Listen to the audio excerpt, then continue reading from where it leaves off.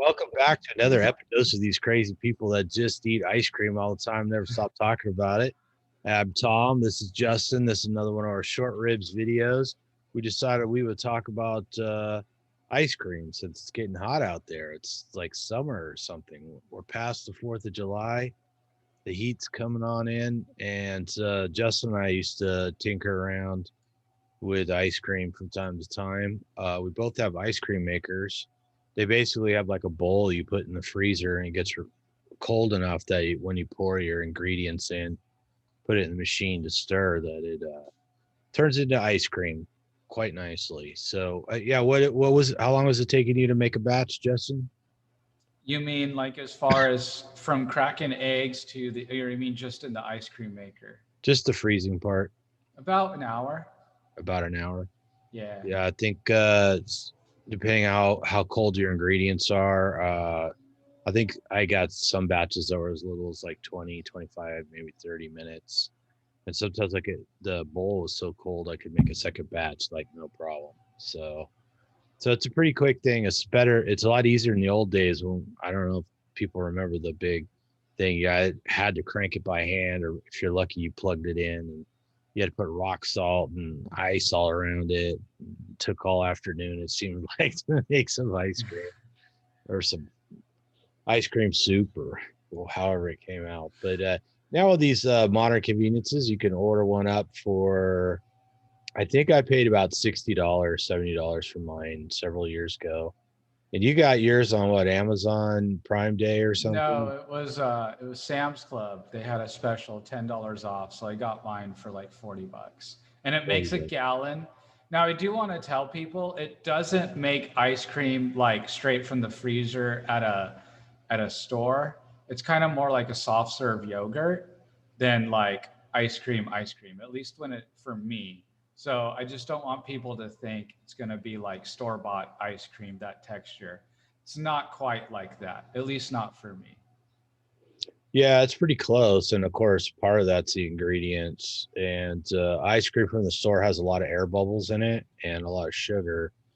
So the consistency is slightly different, but for the most part, it tastes great and it's a nice treat, especially when it's hot out. And if you're looking to up your fat, then it's an easy way to do it because I know I usually make mine. I'll put like a quart of heavy whipping cream and then like a dozen egg yolks. That's kind of the base for me. And then I put a little vanilla extract, a little bit of salt, a little bit of baking powder to kind of give it some bubbles so it has a little bit of air in it. And then if you want, like we've put bacon in it, little bits of bacon in it. You could sweeten it with the sweetener of your choice. If you're going low carb, no carb, you can use monk fruit, xylitol, erythritol, stuff like that. I'm not a fan of stevia, so I never use that, but I know a lot of people like it. And you can mix up some nice ice cream that's almost pure fat. And Justin, you added some milk, right? You like your milk. Yeah, well, that was just to get it, just, you're trying out different consistencies. If you want something a little thinner, a little more like a milkshake, throw in like a quart, like a quarter of a gallon of milk. So maybe that's like a pint or like 2 pints of milk in there too. Makes it a little smoother. But yeah, I mean, it's you can get pretty creative with it.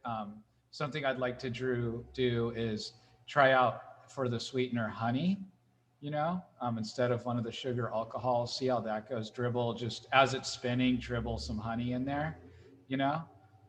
See how that goes. I think that might be kind of interesting.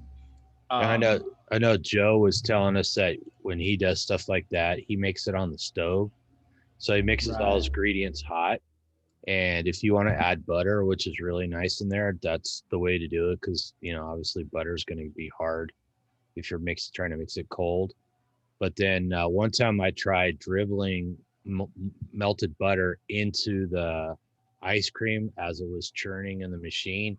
And they made like little butter droplets in there, little pearls of butter, and it was pretty fantastic. In fact, that's what I did the last batch. So if you want to add some butter and don't want to heat up all your ingredients, I know one of the reasons why I don't like is because it's hot this time of year and I don't like cooking in the house when it's hot, you know. So if I could mix my ingredients cold, I will. So this time I just heated some butter, and as the ice cream maker was spinning around, I dribbled the butter in, and it was pretty awesome. So Yeah, that's, I mean, like you said, you can get creative with it. I think the base, the base of um, the cream and the egg. So a dozen eggs and about 16 ounces of cream, I would say, is the base, and a pinch of salt. And after that, you can kind of go wild and just do whatever you want after that, and you'll end up with a pretty good ice cream. yeah, I don't think there's not like an exact scientific way to do this. It's to your taste, to yeah. your tolerance, you know. Now, would I have had ice cream in the beginning? Very beginning, probably would have been a bad idea. I don't think I had ice cream until first year and a half, and I get it. There could be several reasons. Maybe you do have a little bit more of a food addiction. Maybe you're trying to really heal the inflammation and be really strict with the beef, salt, water, so uh, it's not something to do right out of the gate. Now, as far as store bought, making your own is awesome. But at Whole Foods, you can get Mammoth ice cream, which is very, very similar to this recipe. Um, Yeah, and that's as also, I was just gonna say, as I recall, the difference between Mammoth and the other ice creams is that they put butter in it, as well as egg yolks. Some people use egg yolks, some people don't, and some people technically they say if you put that a bunch of egg yolk in there, it's technically a custard. So I think Mammoth is actually a frozen custard. So, yeah. and you put whole eggs in, right? Yeah, I put whole eggs in, which is interesting because normally if I have whole eggs raw or if I have too many cooked eggs, I seem to get some digestive disruption or some other reactions. But with it frozen in the ice cream, I don't seem to notice anything really. And so it makes me think that something about frozen food changes the molecules, maybe of the proteins that are in it, and so makes it to where you'll have less of a reaction or won't react. Now, I haven't eaten it every day straight, but nearly, and pretty big amounts. Two, three Really servings in a day. nice. And not be completely fine, not notice anything difficult or trouble sleeping or anything like that. And then, yeah, it's a great way to get in some fat to increase the fat. Definitely. Could you get fat from the ice cream? I suppose so if you ate enough, you Well, know. sure. But oftentimes, we're making it in the summer, so we're usually pretty busy in the summer, and you're probably sweating out or burning more calories because you're Yeah, if you're probably a bit active. more active in the summer. Most people going I- out doing things. If you're in the pool dodging lightning bolts, you probably burn a few extra calories.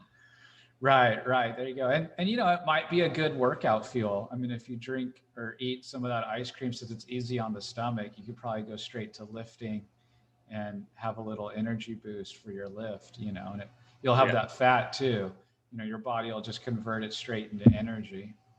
Yeah, it's a nice way to add fat. I mean, I do a lot of like eating really lean meat all day. And then sometimes, I look at how many calories I'm burning that day because it fluctuates a lot. And then it's like, oh, I could probably use a little more fuel. So, having some ice cream would be a nice way to add that. It beats just trying to chomp on a stick of butter or a lump of fat. So, Right, right, definitely. So it's fun. I believe we'll post a little recipe in the show notes. Now, yeah. another thing you could do is I know that there's a primal protein powder. I wish I had the name for it. We'll try to look it up and link it. But they have a chocolate. It is a bit pricey, but you could do 50-50 or whatever you want to do. Throw a chocolate protein powder on there and have some chocolate ice cream. I think they might even have a strawberry as well. I know they're the Aussie Minerals company that I just bought some minerals from. some electrolyte minerals. They have a strawberry flavor and like a lemon mint flavor electrolytes. That's just the essence, like the fruit essence. Yeah. And you could throw that in an ice cream, and you could have mint, mint ice cream if that's your deal, or maybe do a strawberry ice cream. And then you would have possibly protein, fat, minerals, electrolytes, all in a treat, So it's not about just ice cream just for the pleasure of ice cream. It could actually be a health food. I'm always kind of thinking of, well, what would happen if I ended up in the hospital? You know what I mean? I couldn't eat myself, or I was unconscious or something like that. I don't know. I suppose if I'm unconscious, I probably can't eat ice cream either. But if I'm conscious and for whatever reason I can't chew a steak, probably going to have friends and family bring me that ice cream with that protein powder to make sure I can stay fit and well. Yeah, back before I was carnivore, I used to have a lot of protein powders around, and I made ice cream with like whey isolate protein powder, and even there's a type of protein from peanuts. I'm a little leery about eating peanuts now, because of the lectins, but there's a protein powder made from peanuts. I think they basically suck all the fat out of the peanuts for peanut oil, and then the leftover is this like powder. And so, but it tasted pretty good if you made ice cream out of it. So you have like a vanilla or chocolate whey isolate powder, and you mix that with the peanut. It was pretty awesome. But that was back in the day. I don't know. Some people out there might still be doing the protein shakes or something, but that's another possibility for some people. Right. And then if you want to get really daring, you could throw in um, a sparkling water and have like a float. It might taste a little weird unless you got like a flavored sparkling water, or like a fruit flavored one, but maybe a lemon lime sparkling lighter, and you can have kind of like a 7 Up float, maybe. I actually added seltzer water or carbonated water to the ice cream to try and get bubbles in it. And I wasn't sure if it ever worked or not, but that's a possibility too. And I've also used a little tiny air pump and put hoses in the liquid while it's churning to bubble in. And because one of the things about the ice cream is it can get pretty dense when it freezes. So then when you want to eat it, you got to take a little while to thaw it out so you can eat it because it's pretty hard. So that's kind of all the like adding in the baking powder or the air or the seltzer was all to try and create some bubbles in there so it wasn't quite as hard when it was frozen solid in the freezer.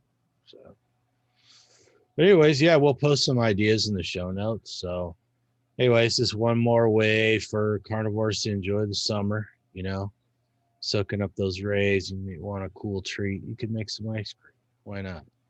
Yeah, it's super easy to make, and it really doesn't take that long.